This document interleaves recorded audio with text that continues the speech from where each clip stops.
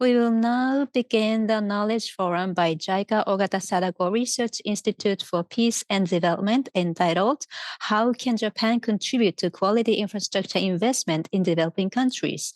Learning from Cases of ODA in Urban Transportation. My name is Saito from the JICA Ogata Research Institute, and I will be moderating today's session. First of all, I would like to ask Ms. Chie Miyahara, Director General of JICA Ogata Research Institute, for opening remarks. Ms. Miyahara, could you please turn on the camera? Good afternoon, everyone. JICA Ogata Research Institute has been holding knowledge forums since 2019 as opportunities for free and open discussion of topics related to international development. Today, on its 18th forum, we will focus on urban transportation infrastructure development.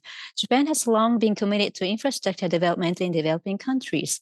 In addition to securing funding, another important challenge for infrastructure development in developing countries is how we can improve the quality of infrastructure. To this end, the Japanese government has been communicating to the international community the importance of quality infrastructure investment, which emphasizes life cycle costs, environmental and social considerations, and sustainable debt scheme. JICA has been supporting the development of urban transportation infrastructure in developing countries as one of its quality infrastructure investment initiatives. The development of urban transportation infrastructure contributes to the revitalization of economic activities by expanding opportunities for people to move around and also to enriching people's lives. The development of high-quality urban transportation networks also plays an important role in reducing traffic congestion and air pollution caused by rapid urbanization and modernization, which are becoming issues in those countries, as well as in reducing CO2 emissions and from a gender perspective. JICA's support for urban transportation infrastructure development draws on Japan's experience and strengths in comprehensive approaches, including planning, human resource development, and maintenance and management, as well as consideration for safety, the environment, and disaster prevention. Today's Knowledge Forum will show the results of JICA's cooperation in the field of urban transportation infrastructure, focusing on examples from South Asia. We will also report on our efforts in TOD, transit-oriented development. And there will be a presentation on our attempts to verify the effects of urban transportation infrastructure. Studies for such impact assessment is still very limited worldwide. In addition, we will discuss various aspects of Japan's potential contribution and challenges we face in this field by comparing our efforts with those of other development partners, including emerging economies. We hope that today's forum will provide an opportunity to deepen our understanding of the importance of quality infrastructure development and to actively discuss what is needed to build resilient and sustainable infrastructure in developing countries. Thank you very much.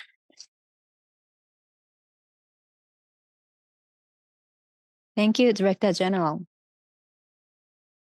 Next, I would like to introduce today's panelist and moderator. Could you, everyone, please turn on the camera?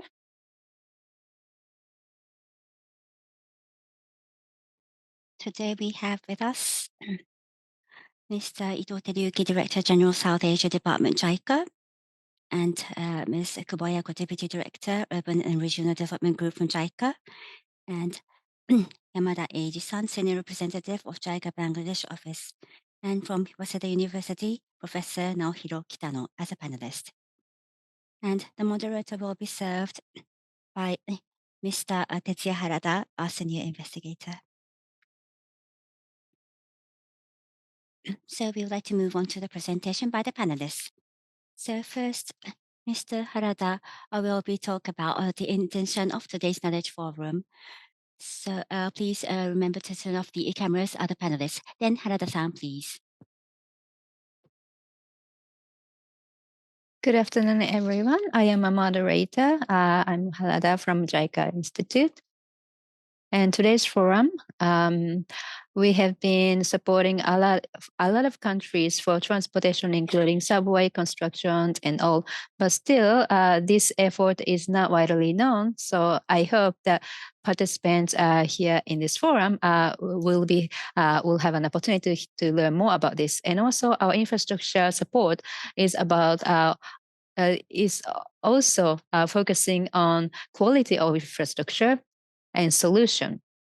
And we'd like to talk about what kind of things we are facing and challenges we have to overcome. And today we'd like to hear opinions of the panelists, and also we'd like to hear from the audience as well. So as some background information, I'd like to give you some of the items shown here. Today's theme, quality infrastructure, this is also an international agenda, quality infrastructure. From what perspective infrastructure should be evaluated? In 2019, there is the G20 Osaka Summit, and there is 6 principles. As you can see, quality infrastructure will have the virtual cycle for economy. And as the principle 2 says, the life cycle cost, infrastructure cost, not only the building costs, but the operation and maintenance, that kind of cost should be also managed. And principle 3 to principle 5, environment and natural disasters, and also openness for using the infrastructure. How much infrastructure benefits can be distributed and trickle down to all the public. And principle 6, transparency for purchasing and also the debt sustainability. That is also one important aspect.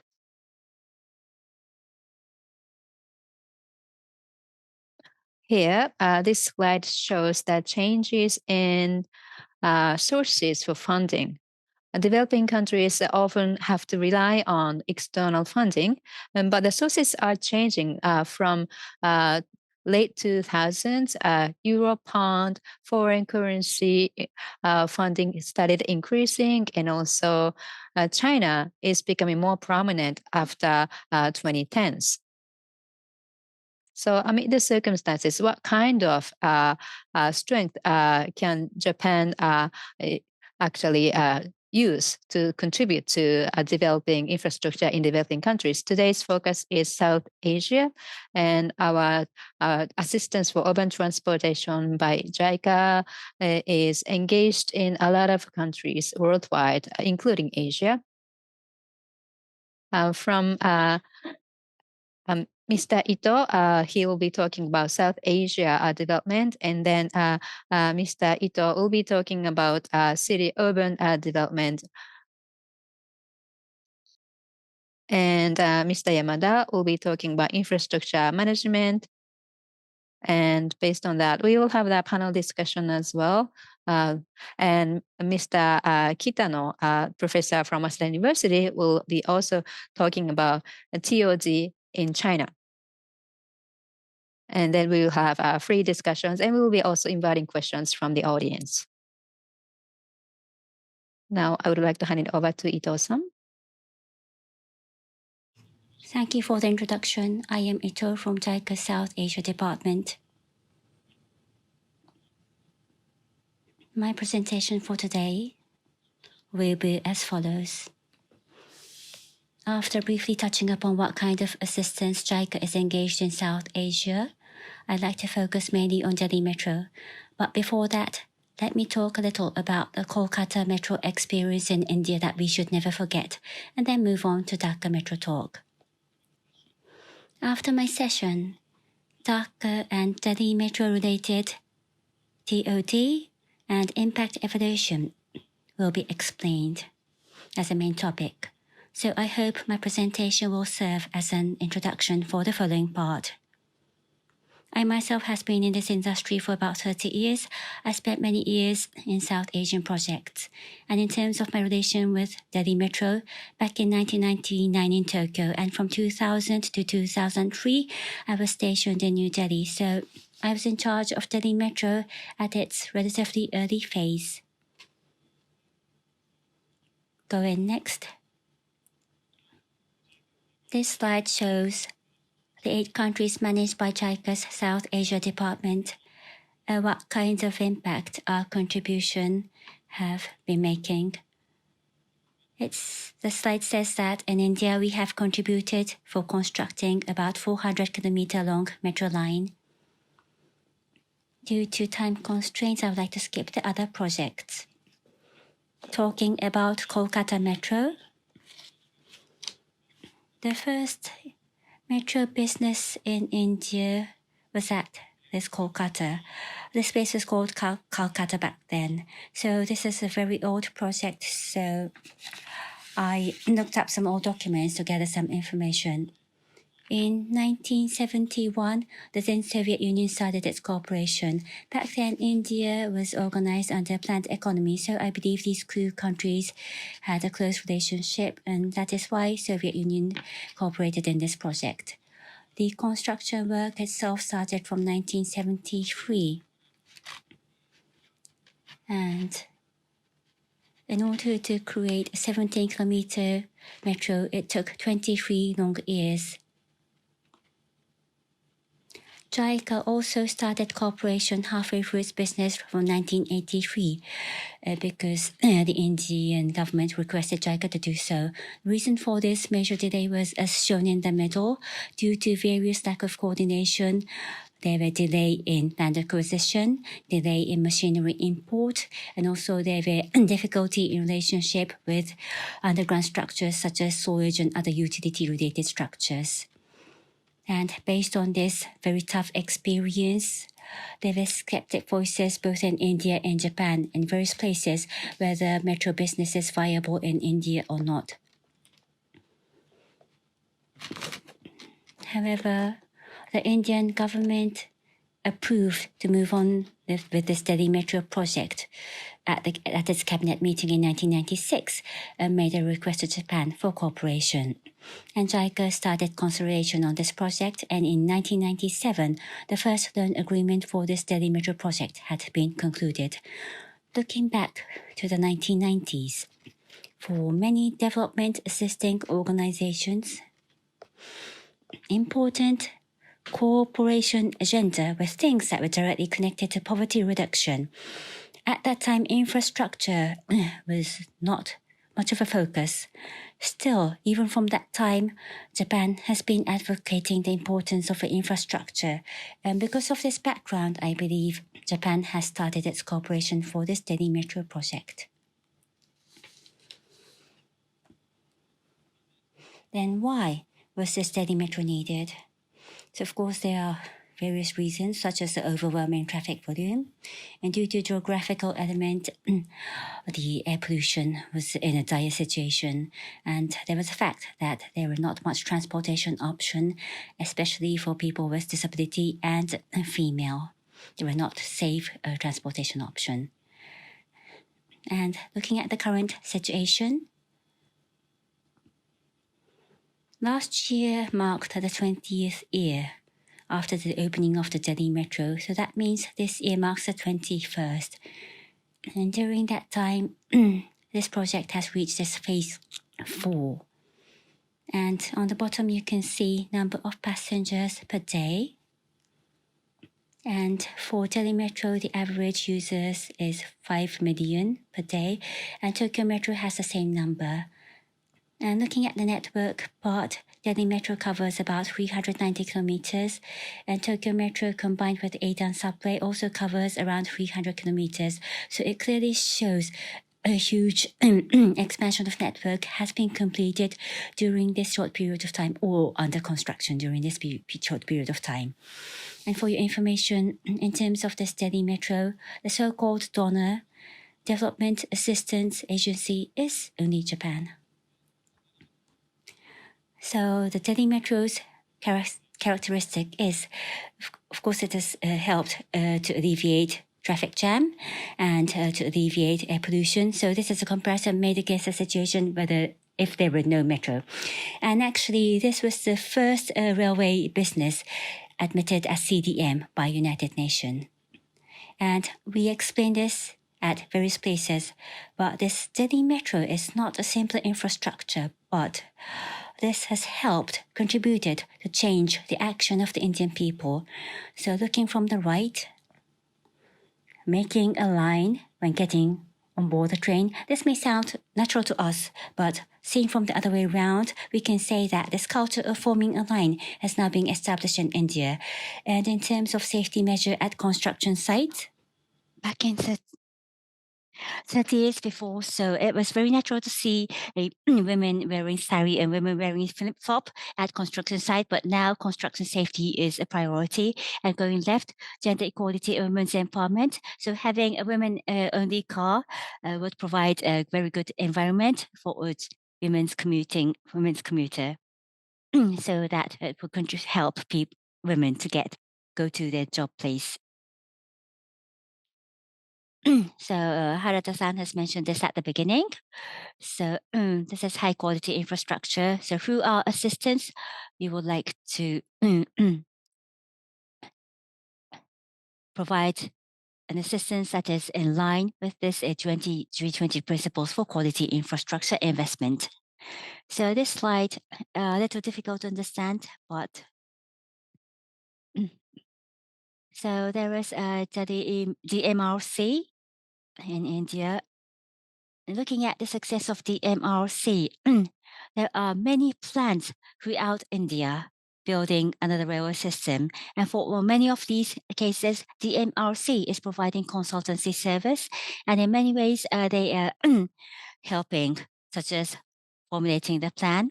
So in 29 cities in India, metro plan and construction, the DMRC that we have helped are now engaged in, and that makes us really proud.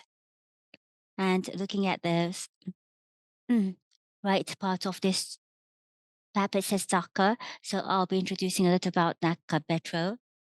So together with the international consultancy company, Delhi Metro is joining in formulating the plan and in leading the construction, actual construction, and in HR development as well.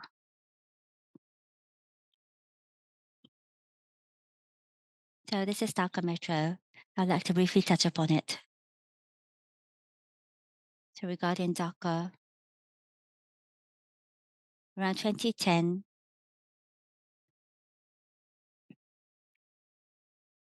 a master plan regarding transportation network. So we started assistance from that phase. And next, we assisted in the legal framework building for having this MRT and also organization forming. And also, we try to establish a clearinghouse for integrating transport ticketing system and also TOD that will be explained later. So together with these comprehensive assistance, now we have line 1, line 5, and line 6 that we have been engaged in. For part of the line 6, a partial opening was done last year. So to give you the characteristics of that metro, there's truss here. So this is a Japanese system. So this is almost quite the same as the Japanese metro in terms of the carriage build. And we have female operators of the metro. And we have consideration towards people with disability. And also we have Sari Guard that is also equipped in Indian metros so that these saris would not be entangled at the elevators. So these are many considerations that we have provided. So lastly, if you are more interested in this project, so these are the reference documents and movies that are available to you.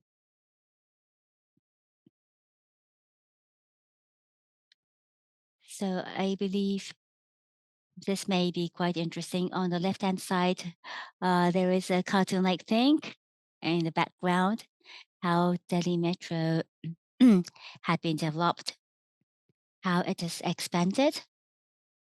So deploying this animation or comic So from this is a comic written from a Japanese female engineering perspective. And look, third from the bottom. So we conducted an interview from various stakeholders, and we have compiled that interviews. So if you are interested in these references, please take your time to look at them. Thank you very much. So that was a brief explanation. Thank you very much. Okay, thank you very much. Now I would like to hand it over to Kubo-san.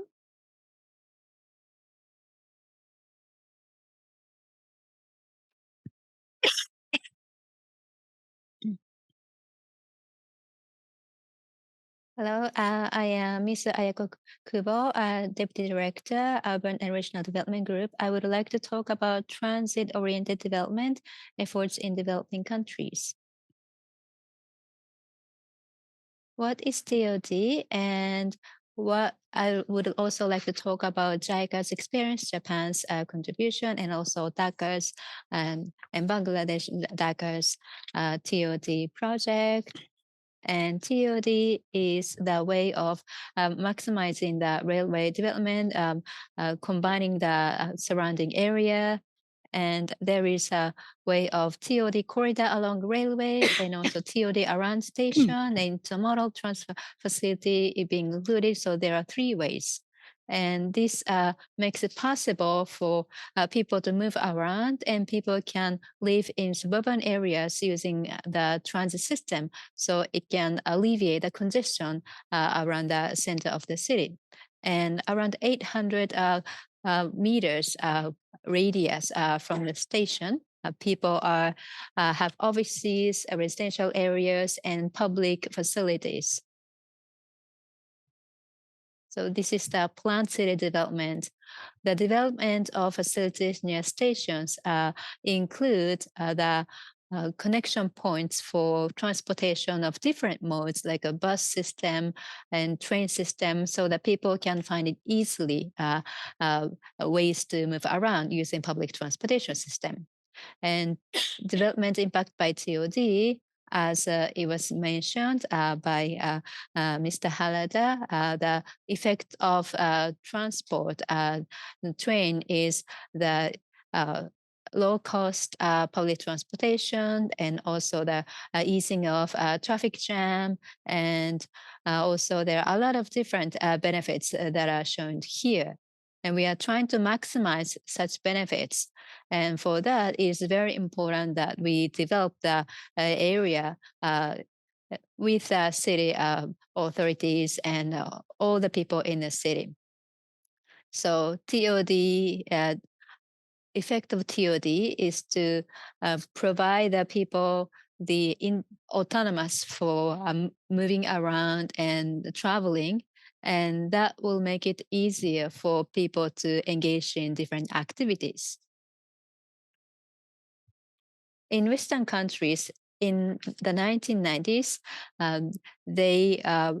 they promoted a car-free society and reevaluated public transportation toward a low-carbon society. But even before that, since the early 20th century, Japan started development of railroad and the system, including railroad. These pictures show the development by Tokyo Railway, and the train companies combining with real estate businesses, they provided ease of economy, and they generated profits by this business. And it is very important for having mutual consensus with people in the community, and Japan excelled in this to move forward with the development. And also laws and regulations and government engagement was also good in Japan. So in this way, the city development, including the train operators,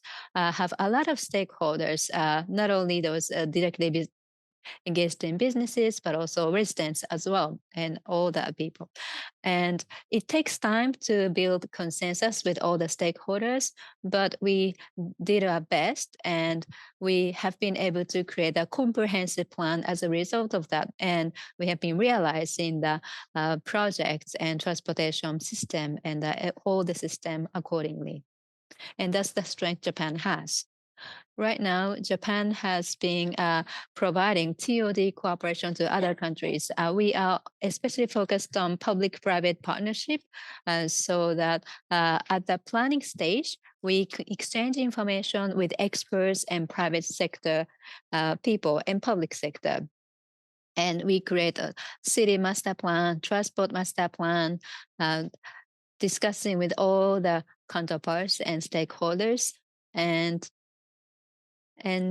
when leading that into business, for example, for train system, we create development plan for the systems and create the plans for the stations, and all the stakeholders, including the development of organization, and JBIC and join, and also participating in a scheme. So we have a lot of different parties engaged in this scheme, and we are supporting other countries in this project. And this is a yen-long train development, and also we are providing systems in specific areas, and also in order to promote that understanding for TOD and for the medium to long-term human resource development, we are also giving training and seminars, and we are also having international students so that they can learn about the system. And now I would like to talk about examples of Dhaka. Ito-san talked about this earlier, but in Dhaka, train network development and management of trains and to maximize train usage is very important, and we are trying to maximize everything by providing the whole comprehensive support. And the population in Dhaka, Greater Dhaka, is considered to be 170 million. So it is very, very congested, and we are providing, developing the development plan. And this is the background and challenges we are facing for this project: inconsistency between urban and transportation plans. And for that, NRT development and development of areas surrounding stations have to be included in the project. And now, TOD-related policies and also approvals, how we can get approvals are not really clear. And so this is another challenge we are facing. And it is also difficult to coordinate adjusting with stakeholders and having a clear roles and responsibilities among different parties. So we are trying to overcome all of those challenges in a project. And in order to overcome these challenges, we have a TOD project. And we are trying to have the planned urban development rather than letting it just develop without any plans. And so for that, it is very important to have the clear system. So we have the TOD guideline, and also MRT 6 lines, 2 stations were used as a pilot stations to develop the areas for the city development as models. So through these efforts, we have tried to clarify roles and responsibilities of different stakeholders. And how many stakeholders are there? This shows the stakeholders involved of central government, local government, and also, of course, the railway system operators. And all of those parties are included in the policy making and also operation and management of the transport system.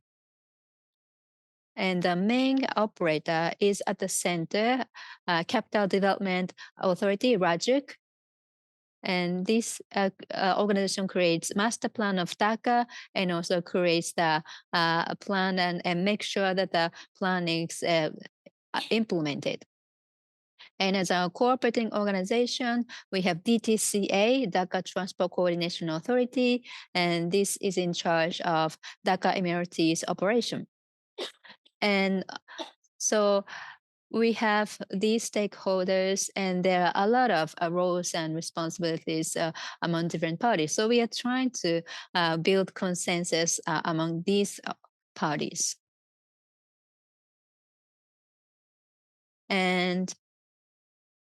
And I also said that we have a TOD guideline, but what is TOD guideline?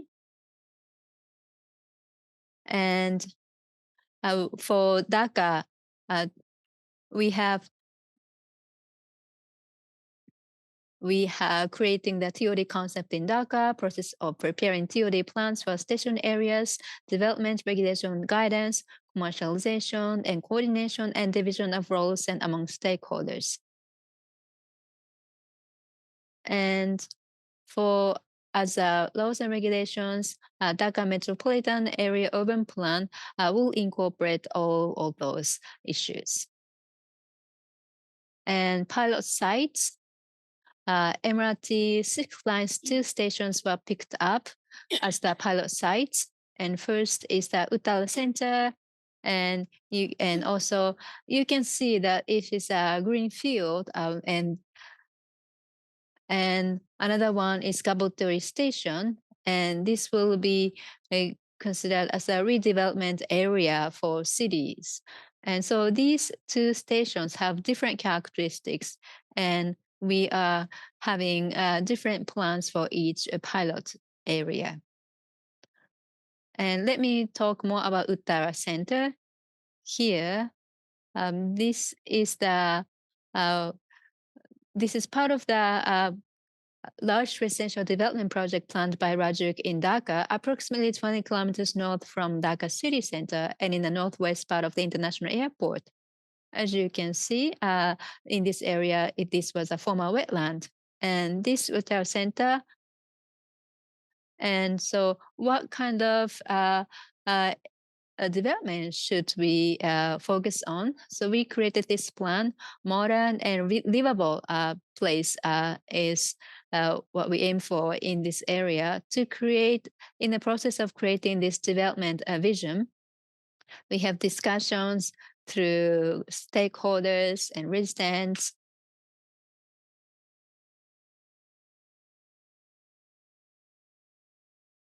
And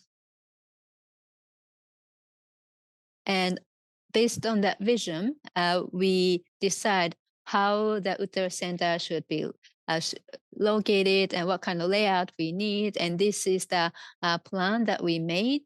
And Rajik, this is where Rajik owns, and this is where GMTCL owns. So each party owns different areas, and the way of development and the way of having funds, sources of fund are also being discussed. And Japan provided some proposals to support the decision-making process in the DACA authorities. And in order to realize TOD and ideal and sustainable city to be made, what is necessary?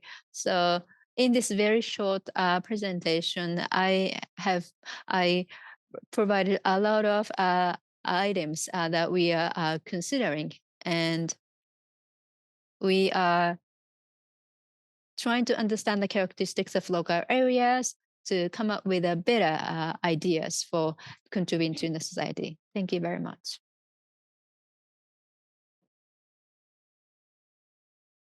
Thank you very much for your presentation. So before going to the next presentation, so although we have a Q&A session at the very end, even during this presentation, please use this chat box to raise your questions. So I believe there is a Q&A button for those joining on the Zoom.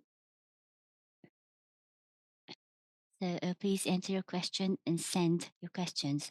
So we already received a lot of questions beforehand, so it may be difficult to take up all the questions, but we would like to take up the questions as much as possible. Now let us move on to the next presentation. So Yamada-san, the floor is yours.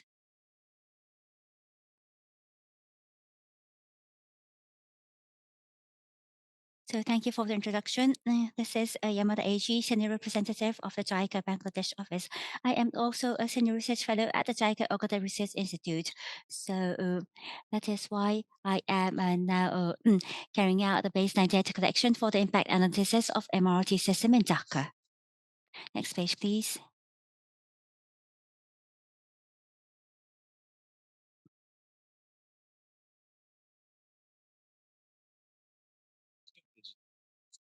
So would you please go on to the next page?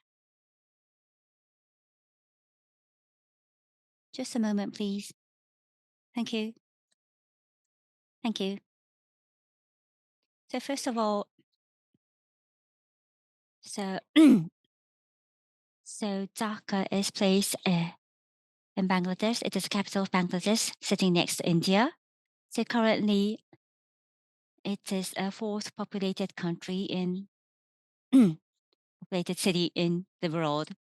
So at a tremendous speed, the population expanding in the city areas. As you can see, looking from 2001, in the past 20 years, it has increased by 13 million people. So Paris, it means that another Paris has been generated. So the cities experience a huge increase in population. Next page, please. So this is how it looks in Dhaka. So is like many other South Asian countries, there are diverse likelihood in the city. So on the left-hand side, you can see residential areas where middle to high income people live. And there are also market areas and business and commercial districts. These places are developed quite a lot, but at the same time, there are many slums or low income colonies. So just beside a plastic factory, there is a squatter housing.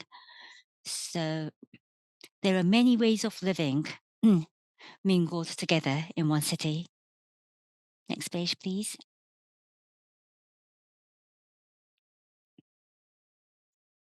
So in such a fast-growing city, and many people are living together. So as you can see here, there are many serious problems such as traffic congestion and air pollution. Next, please.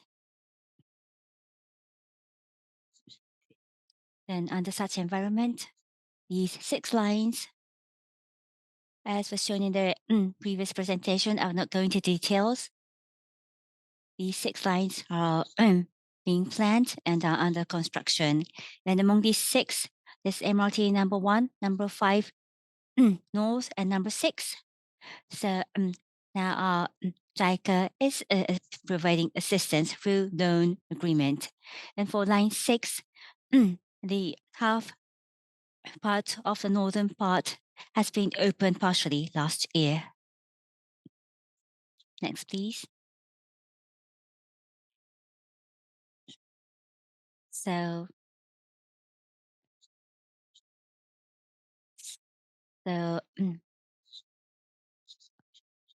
as we are developing urban transportation as a new solution for this rapidly developing city, I'm trying to evaluate the impact of these urban transportation implementation. So what kind of impact are felt to the local residents? So I would like to strictly, rigorously show this impact in a quantitative manner. The reason for carrying out this study is there are 2 major reasons. The first is to explain, to justify, and to have accountability for the current investment. So because this is a major infrastructure development, and of course, the traffic route will change significantly. So some kind of benefit could be brought to the city as a whole. But since there are many people out there, what kind of benefit are felt by what kind of people is what we like to know in details. And there may be some people who are placed at disadvantage because of the development of this urban transportation. By looking into this in detail, we would like to clarify the meaning of our investment. And one another reason is so we want to improve the future investment projects.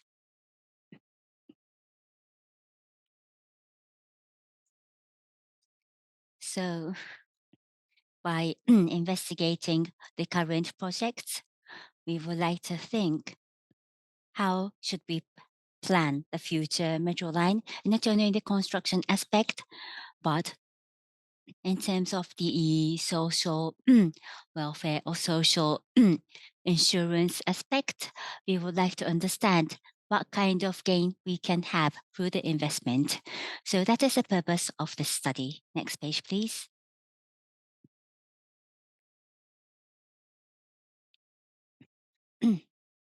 So this kind of study is not really carried out so much, as I will show you later on, but due to recent researches having this kind of MRT or urban transportation, what kind of benefit is brought about, we are able to see some kind of examples. For examples, researchers targeting Delhi Metro, we were able to identify that in the short term, air pollution was reduced.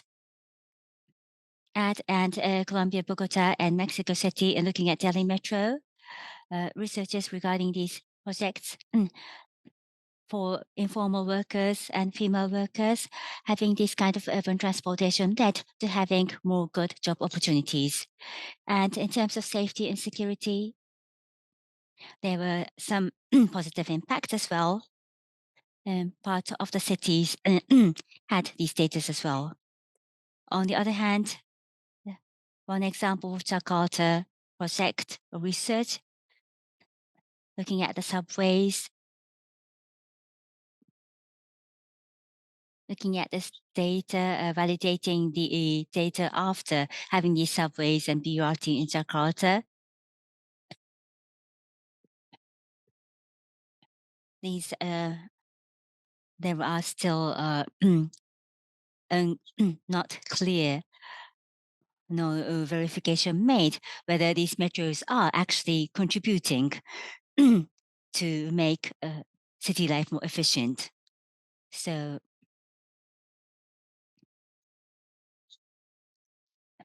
we would like to add more evidence through our research and investigation to build up.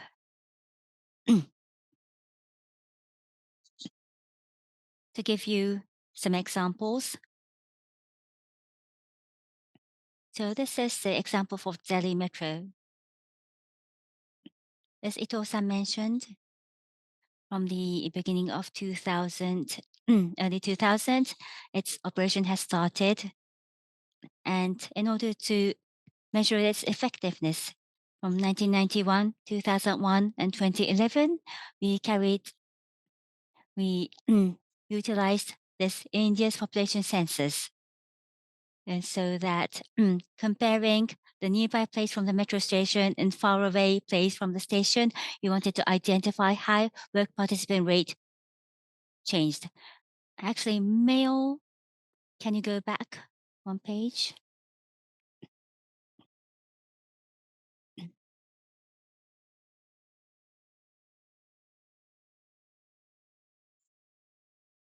For male, so for male, there was no impact on job participation. Yes, this is the right page. Thank you. But for female, actually, there was an increase in work participation rate. Next, please. This is Lima in Peru. Looking at BRT and LRT. BRT means bus rapid transit, and LRT is tram, light rapid transit. Light rail train. So we searched a more extensive impact, tried to look at the impact on employment and hours worked. And for female, there were increase in hours worked. And so living near the transit area compared to faraway areas, for female, they had a more probability to be employed.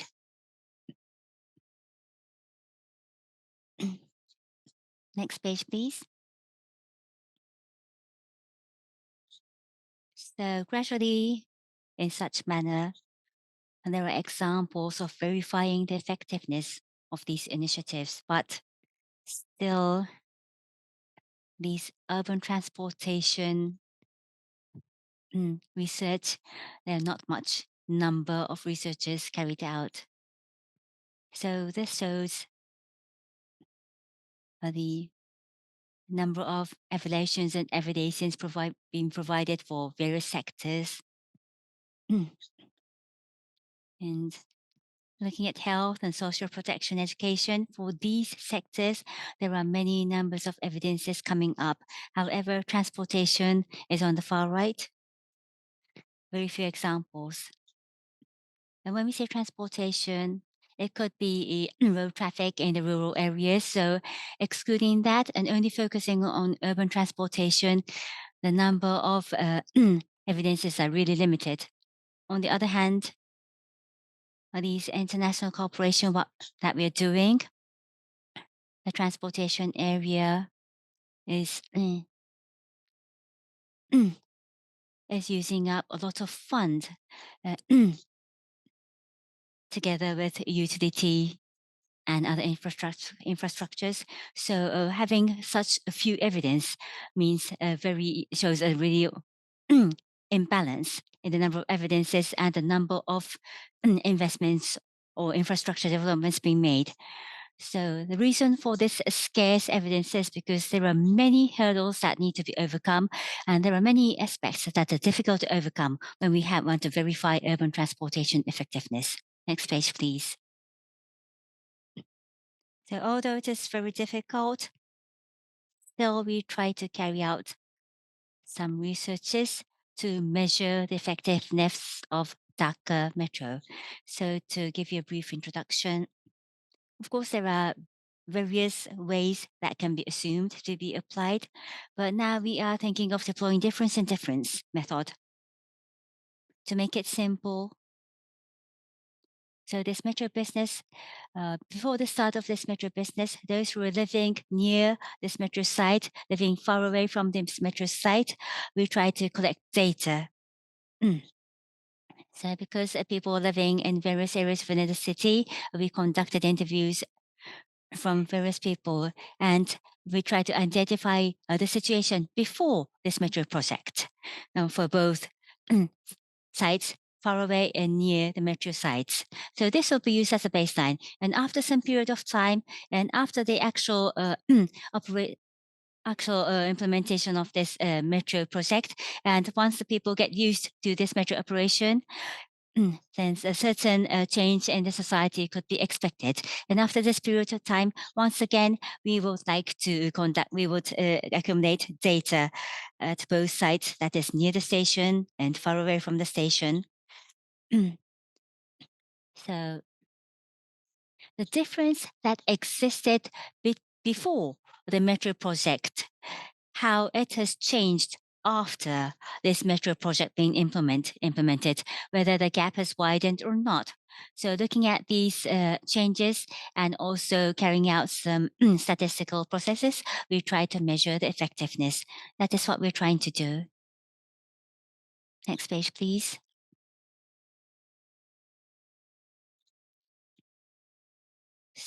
So this shows what we are now doing. So we have finished a baseline survey.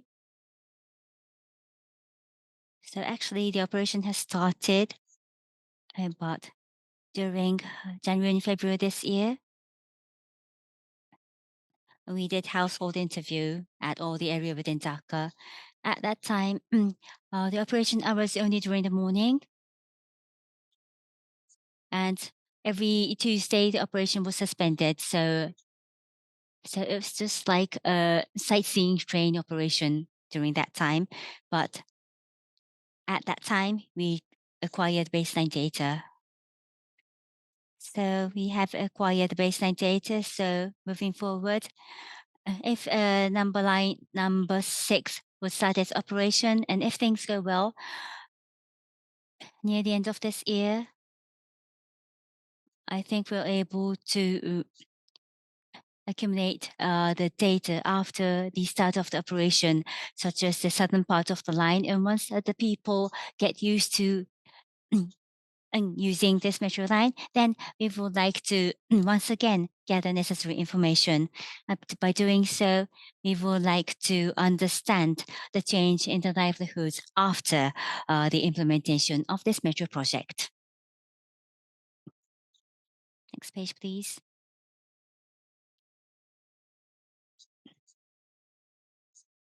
So we have tried to accumulate sample from about 4,000 households.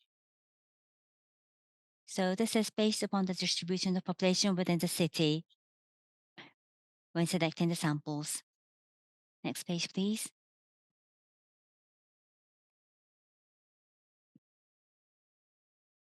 So the main characteristic of the city is the informal settlement, such as slum or squatted housings.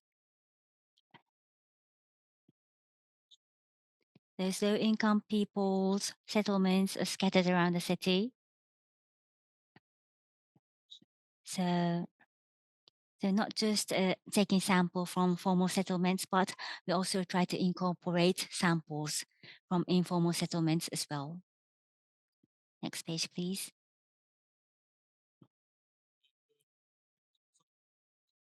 And this is the baseline data that we have acquired, and I'd like to briefly introduce what we have gathered. So after the metro service being provided, we would like to follow what kind of changes are taking place.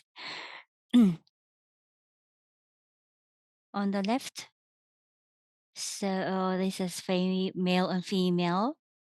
So we have focused on the afternoon. So what we wanted to identify, what is the primary activity in the afternoon for both male and female. For male, they were either working or either studying at educational institutions that were dominant. But for female, doing house chores, cooking, taking care of the children. So this had the major share. Then in JICA, so the difference of role among gender is prominent.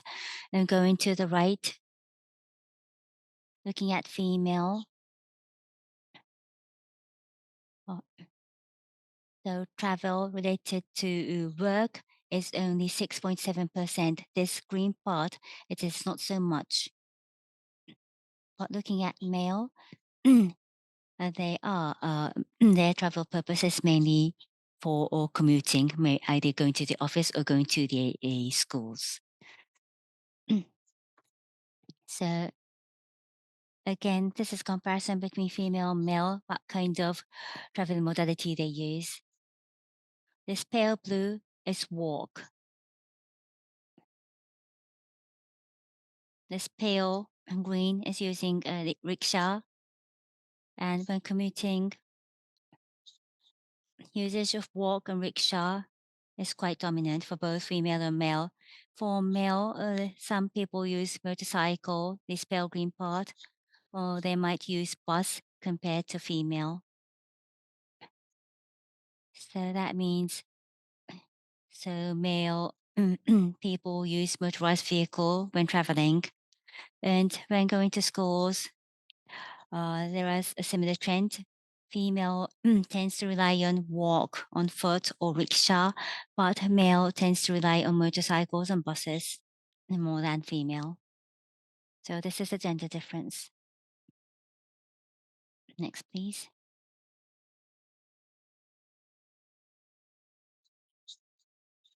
So either for commuting or going to school. So this is the distribution of distance traveled. It is quite different. So female is shown in red line. So they are more on the short distance side, but male tends to travel further distances. So if the metro service begins, one thing that is expected is the female we will be the metro could contribute to female getting out to the society. So now this distribution of commuting distance is quite different between female and male, but we want to look carefully whether this distance gap between male and female would uh, change in the future. So regarding study, we're working together with Professor Sawada from the University of Tokyo and Shimistani-san at the Cabinet Office and myself. So I would like to be able to provide you various reports from now on as well. Thank you very much.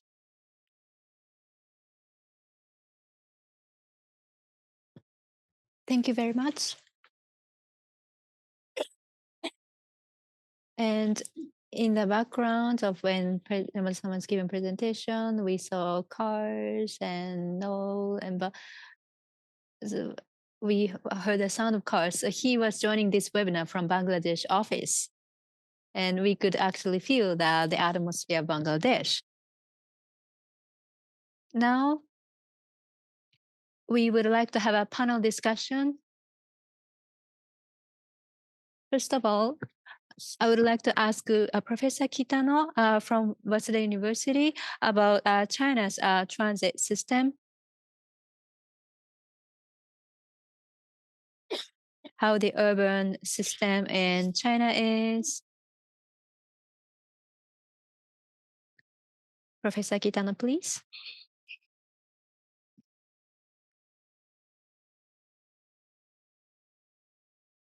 Thank you very much for the introduction. I am Kitano.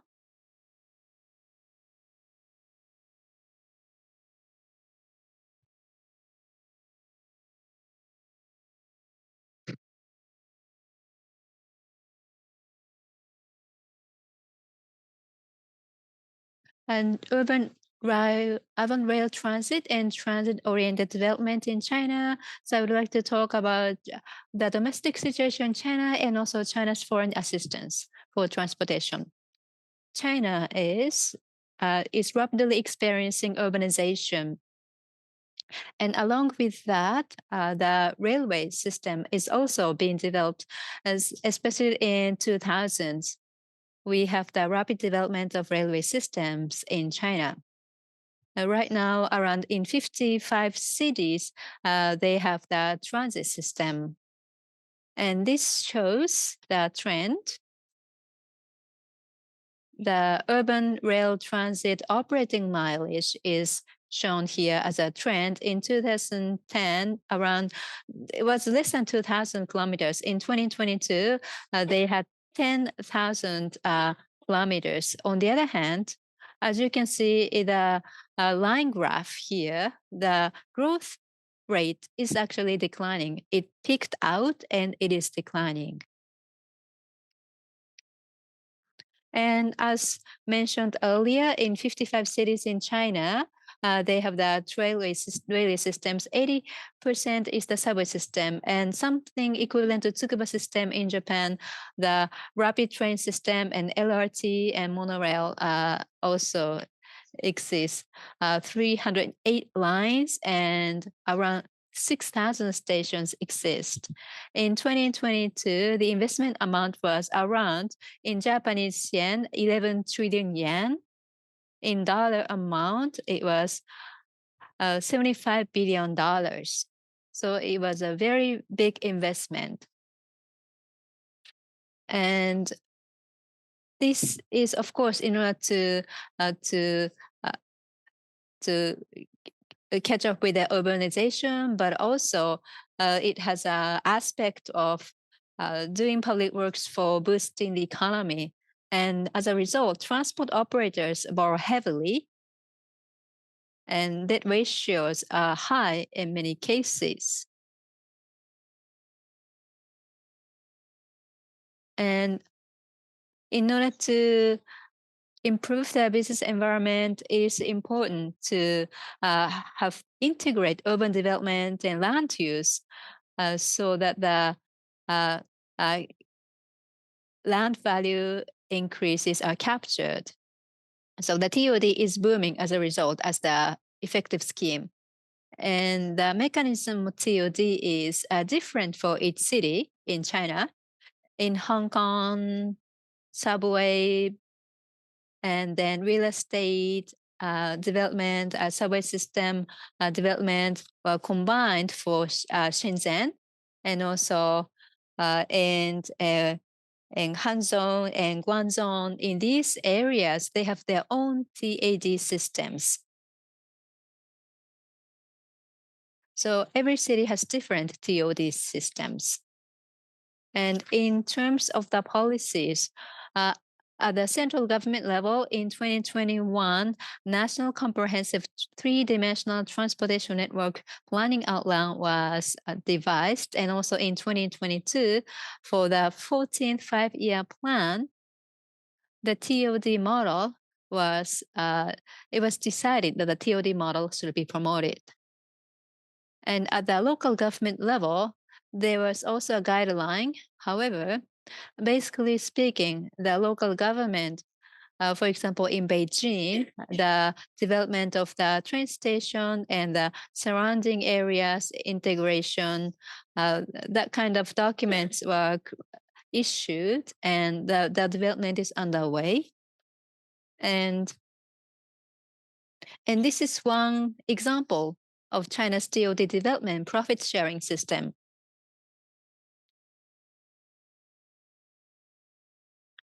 Real estate development, along with the subway system, the subway operator or the real estate operator does the development, and the profits are actually given to the development of the system, given back to the system. And China has been going through rapid development of the train systems, but still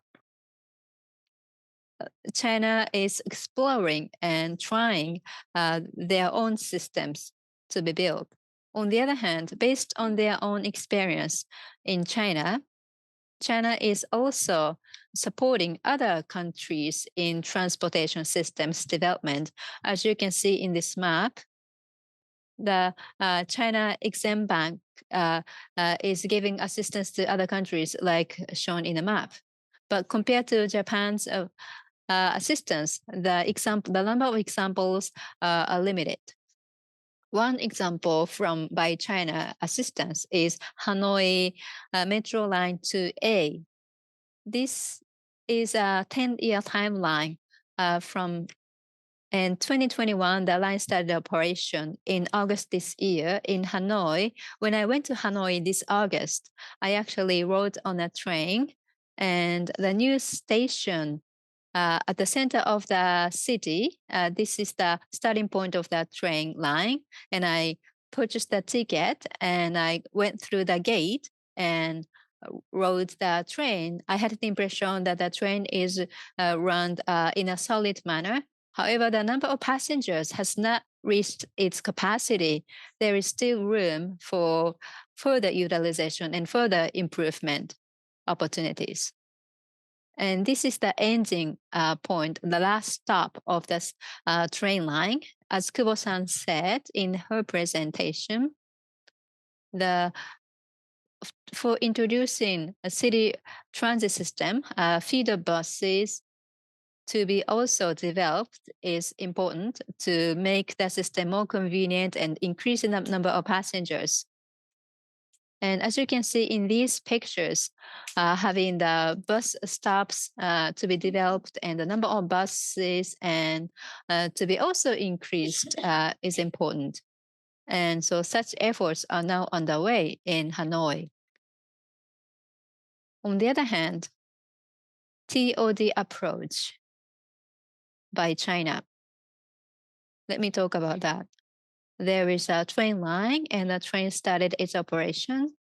And from the window of the train, it looks like there are real estate development on the way. However, they are not necessarily related to the transit system. The development of the real estate is underway in a separate way. In Hanoi, to promote TOD, there is not a lot of foundation to make it possible, and laws and regulations are limited to make the TOD scheme possible. So by having this train system, even if we have the TOD potential, there are a lot of challenges we have to overcome. In summary, the domestic train systems in China developed rapidly, and TOD scheme has been introduced in China. However, there are a lot of challenges that the country faces. And also in overseas, China has started assisting other countries, but the effort just started and it's still in the beginning phase. That's it from me.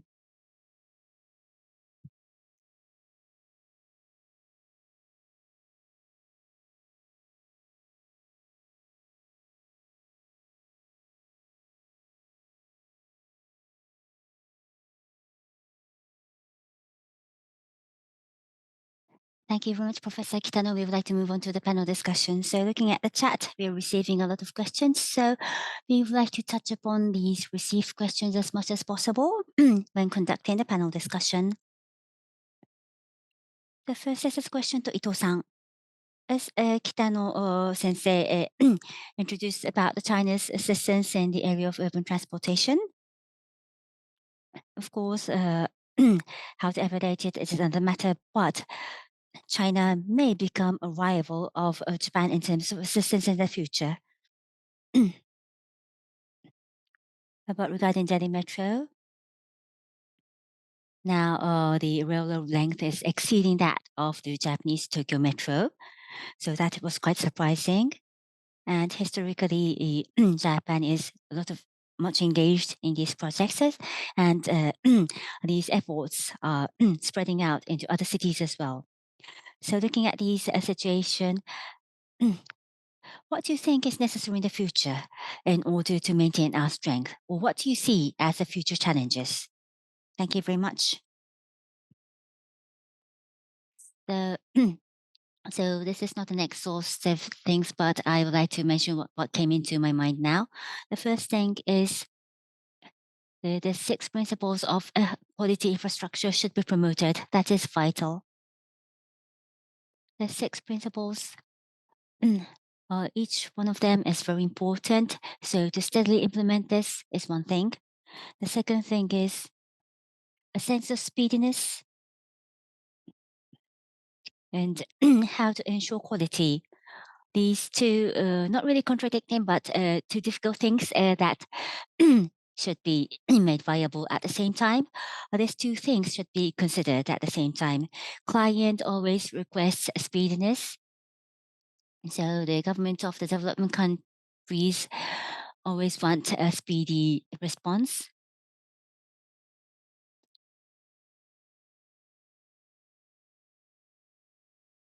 So there may be the donors that may able to cater to that request to the speediness, but we also have to ensure quality. But if we just carry on study and research after research, then the counterpart will be tired of that. So we need to be careful about that balance. And thirdly, they will talk about TOD. So the last 1 mile, so the coordination about these transportation node or mode must be thought about. When building something like a metro, this development profit will be generated. And how to return this generated profit should be thought about to make for future investment, and how to make that profit to make another investment that might be said as value capture finance. So how to have this kind of cycle incorporated in a project is a very difficult thing because we have various stakeholders, but we also need to take care of this matter as well. And because we were an assistant organization in Japan, so the Japan's competitiveness and experience, we would like to leverage when we are taking up overseas projects. And I think it is good to have these things disseminated. But in these areas as well, we would have to have awareness about the overseas market, looking at overseas government and overseas companies. So we need to carry out the environmental development and legal development in parallel. And if we can do that at the same time, then I think our project could be carried out more smoothly. That is my overview. Thank you very much. So next is a question to Ito-san. So in your previous presentation, so the activities in Bangladesh, and you explained about the Japanese TOD experience. I had a better understanding about them. Thank you. So today, the focus was on South Asian countries, but regarding TOD, so if there were any difference in policy or how you implement TOD depending on the regions, I would like to know about these differences. We have received questions about this matter as well.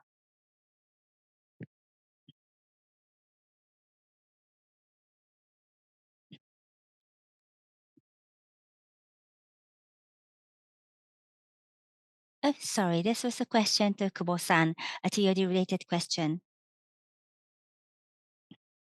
So this time, the focus was on South Asian countries, but looking at other regions, we'd like to know what kind of activities you're engaged in.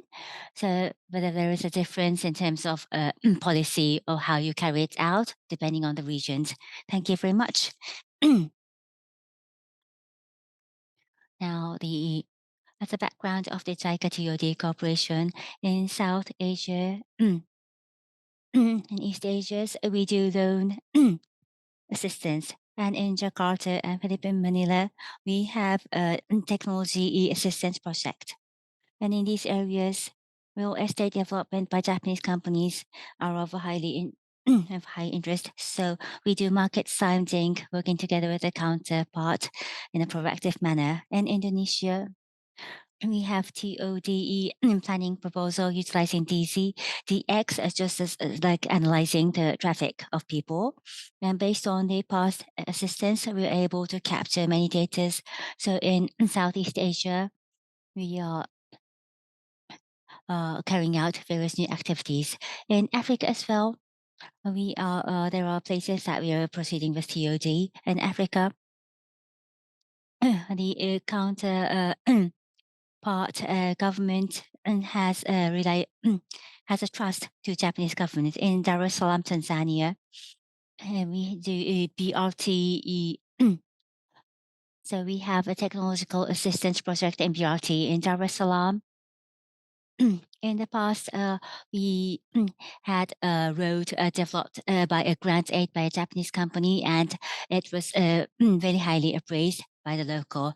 So based on that, JICA provided traffic master plan and expanded the city road by grant aid, and the Road Bank has actually introduced the BRT. So the BRT finance itself, JICA is not engaged in, but the TOD assistance has been requested to Japan this time for the surrounding areas. So in these low-income countries, when doing TOD, so this will not directly link to the business opportunity for Japanese companies, but by providing various assistances, we want the counterpart to become a fan of Japan. So this is a seeding activities. So maybe short-term outcome is not so much, but looking at the history of cooperation, I think TOD would be necessary to have these kind of early seedings for a future full-bloomed project. So when reaching an agreement between stakeholders, the Japanese way of doing and I think the China way of doing it may be quite difficult. So of course, it is interesting to know whether how the counterpart will choose between China method and Japanese method. Thank you very much. So can we ask all the panelists to turn on your cameras so it will look like a panel discussion? Thank you very much. So this is a question to Yamada-san. So this is about the impact evaluation. This was really interesting. So the evidence of the effectiveness of the project. So you're trying to capture the evidence and utilize the evidence for your future plan. This impact evaluation, by doing this impact evaluation, what do you think will be possible in the future? What do you have in mind? What you want to do utilizing these evidences? Thank you very much for your question. There are a lot of things we can do. For example, there are different types of effects, like effect on hiring, employment, and effect on education, and also related to what I said, for women and for kids. I think the roles and responsibilities, and also the splitting the roles and responsibility for women's work, and additional measures. I think this is something we can support them in terms of accelerating the positive effect. For example, in terms of the women's employment, Delhi Metro, Dhaka Metro, we have the women's only cars, and we are trying to. I think something we are doing is make the railway system easier to use for women. But this issue is not probably limited only to the railway system alone.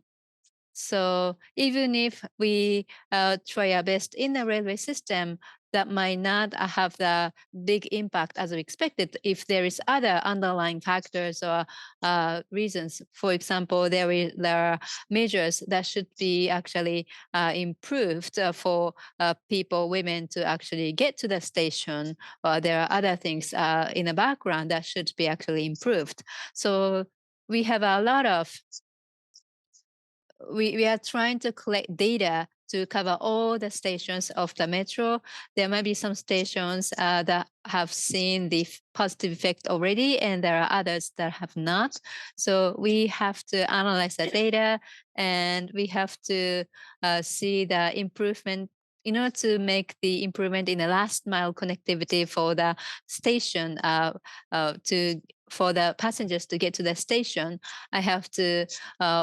We have to really study the effect. Thank you very much. Okay, now I would like to ask Professor Kitano about China's matter. It was very interesting. Professor Kitano has also seen the environment in Japan. Is there any distinctive differences between Japan and China? And also, in terms of the China's support, what is your prediction for China's future direction? Well, thank you for your question. At my workplace, as Kubo-san said, I have seen Tanzania, Dar es Salaam at ERT railway development. And from the bus organization, we have the international students. We have sent JICA's JICA people and also the people in Africa to study together. And I've seen today's lecture and hearing what you said, we have more than 100 years of railway system development and TOD knowledge. And we also have been providing assistance to other countries, Delhi Metro, Dhaka Metro. We have been leading Asia's development. from Japan. And the approach is very, very much based on the long-term perspective, and also the very, very detailed approach, detail-oriented approach. As Mr. Yamada said, impact evaluation method. Using this method, accountability should be really secured. We are very much focused on accountability. And also, China, on the other hand, China has experienced rapid development of the system, train systems, but it still has to do a lot of things for the future. And China has only begun assistance for overseas. And regarding TOD accountability, I think there is still room for improvement on China. So in terms of future of China, as you already know, the debt issue is the main challenge that China is trying to address. Loan model, development model based on loans is not something they can continue for the future. So because of that, China's assistance for other countries, for developing countries, the amount for developing countries is rapidly declining from China. And instead, small and beautiful project, and as some call it, small scale and free of charge development is something China is shifting to.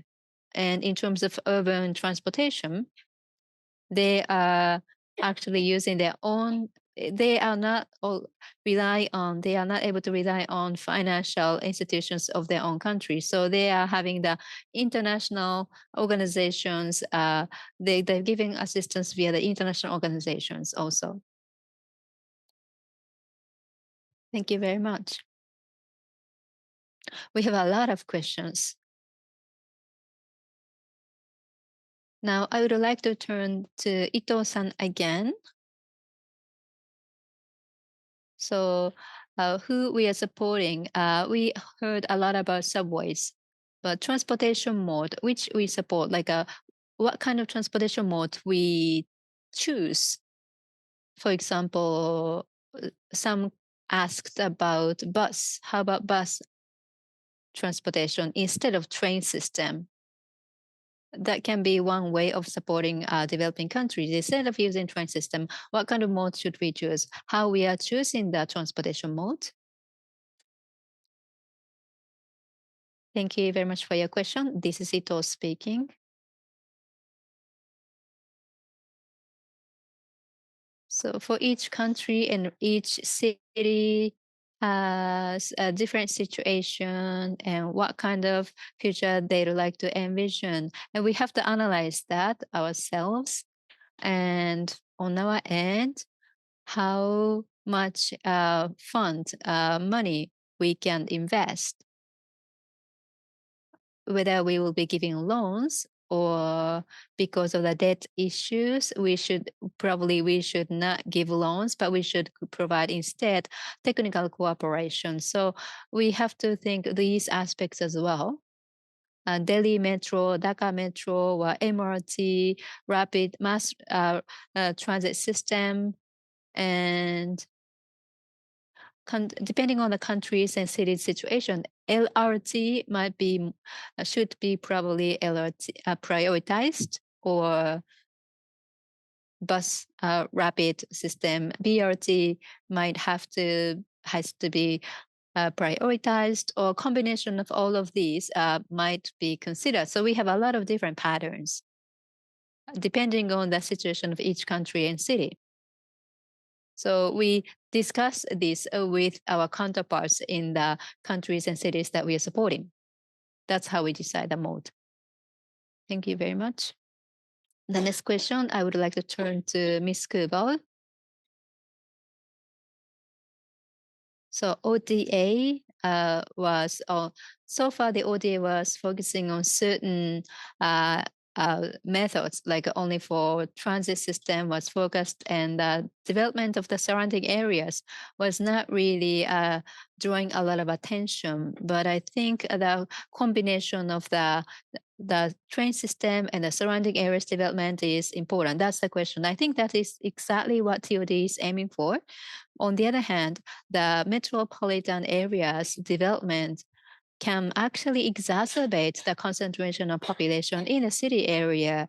So that can also lead to the negative aspects of congestion, crowd, more crowds from the rural areas to the city areas as a result of the transportation development. And so that's the question I would like to ask for your opinion. Thank you very much for the question. First of all, regarding the first question, as the person said, our assistance was only focusing on, for example, creating the train system in the past. But now we realized Japan side and also the countries and cities that we are supporting have realized that the comprehensive development is necessary. That is why we are now focusing on TOD and we are focusing on the comprehensive assistance. So over the past few years, TOD projects have increased, and if we see any results after that, if that kind of urban development was actually realized or not, we haven't seen the result yet. So it takes time for us to see the results of that. So it's never late to start. So in order to build a sustainable city, I think this kind of initiative is necessary. One more thing is by developing traffic or transportation and having more people coming into the city area, and that may be a negative impact that has been pointed out. For example, by extending public transportation to the area where it is extended, by making a sort of a regional hub to the extended place, and even near the small station area, if there is a place where you can purchase daily food necessity, then I think it will be good. So we also would like to propose these kind of ideas as well when coming up with city planning. Thank you very much. Next is a question to Yamada-san. So there was something about the gender, so the impacted group of people might differ. For example, in Dhaka, by developing a metro, it may lead to the deprivation of female work by male working far away from the workplace. That is one possibility. So, based on your past research, is there any observation from you? Thank you very much. Just as been pointed out, there are many possibilities. So, all in all, what I understand is one, before these urban transportation being developed, those who are living in the low income area try to get job to the outside area because they do not have a commuting method. And but having these transportation, they have improved accessibility, and those who have been engaged in informal jobs have the opportunity to engage in formal jobs. So this is a general idea, but at the same time, it will lead to more intense competition. That is another reality. So those living near the city area, those jobs that were shared by nearby people now could be viable for those who are living far away. So this is a competition regardless of gender. So these kind of things, of course, we would like to identify who are researchers. So based on that notion, we ensure to take a sample of 4,000 households, and among each household, we are trying to understand their educational level, their employment status. So we are now accumulating this data. So if we're able to make a good follow-up, it will be good. And this kind of research and investigation, I think the number will increase in the future. So whether a city is extended to the south north way, or if there is a business center within one city. So depending on various elements, the outcome may differ. So we would like to make a pattern, if possible, by gathering various data. Thank you. Thank you very much. So this is a question to Professor Kitano. So there was a talk about the risk, such as a debt situation in China.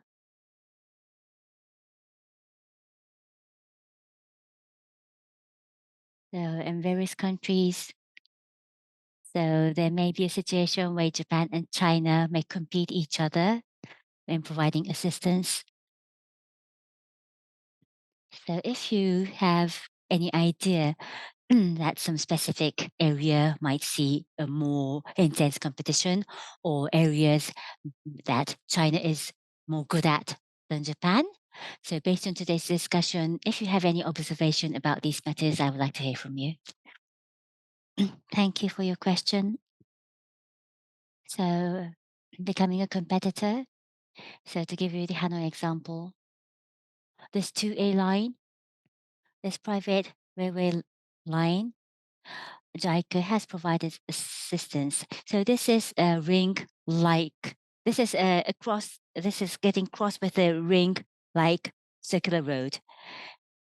And also we are preparing, making preparation for assist in these public projects. So the project with China is in a very near proximity. And the point is how the host country is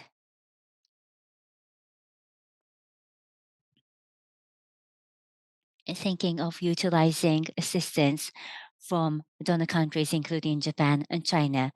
So, so maybe the word agency or the word ownership could be used.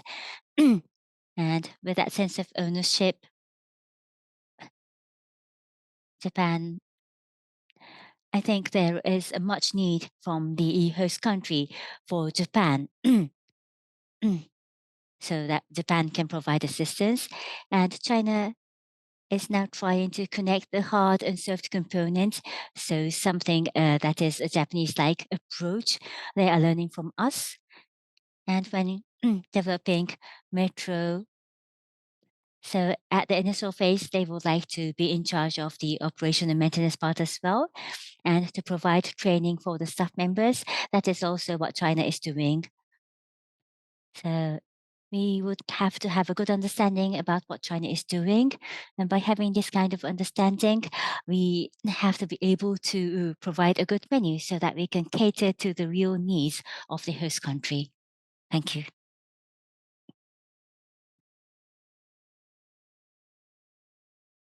Thank you very much.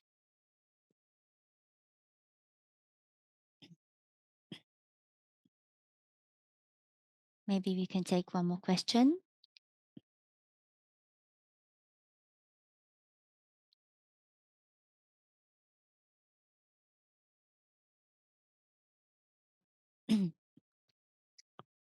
So, so we are receiving a lot of questions still. So we would like to touch upon the other questions, and we have only 10 minutes left.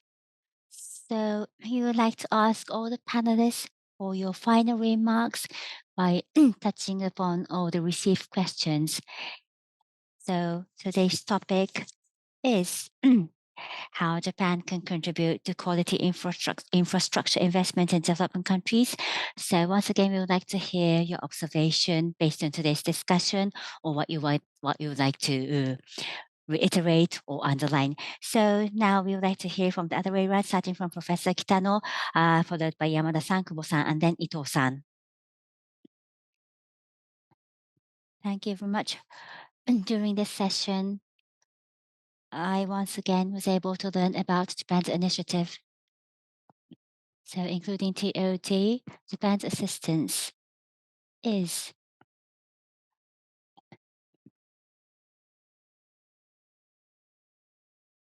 trying to encourage the change of actions of the people in the partner country, or in this domain, how to measure the shift to public transportation. So in doing so, it is important to change the mindset of the people. So towards that end, together with the partner country, we have to think what kind of assistance we can provide. That is what I felt. Thank you very much. Yamada-san, please. Yes, thank you very much. Well, I also, so there are a lot of ways that Japan can support other countries from the development of the facilities. But not only that, TOD, we have the combination of trains and bus systems. We have a variety of options. And I learned from other people's panelists' presentations and this discussion, and related to what I am doing in the future, especially why Japan is supporting these countries in this way. I think that kind of explanation, we have to be able to explain to people in Japan and in these countries and the world why we are supporting our where we are giving support in this way. I think that kind of communication is also important, and also the impact evaluation's role is will be become more and more important in that sense. This is not only about showing the effects of the support, it is a way of justification, and especially the impact evaluation for infrastructure. One significant role is for the people who are vulnerable in cities, and to try to understand the situation of those people are placed, and how what kind of impact the development can have, the system can have, in both positive and negative aspects. We have to have a comprehensive understanding of the impact and effect of this assistance.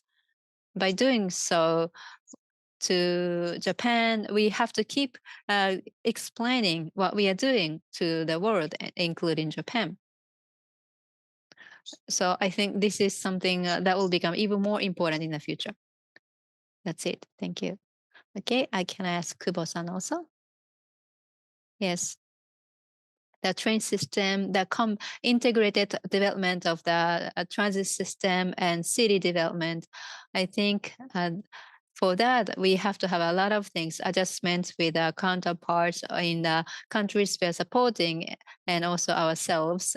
I became keenly aware of how important it is to build consensus, and also exchanging information and opinions with the other parties is really essential. And in that sense, this forum focused on a lot of activities to understand the development assistance for the transportation modes. And I think it was a very good opportunity to deepen our understanding for TOD.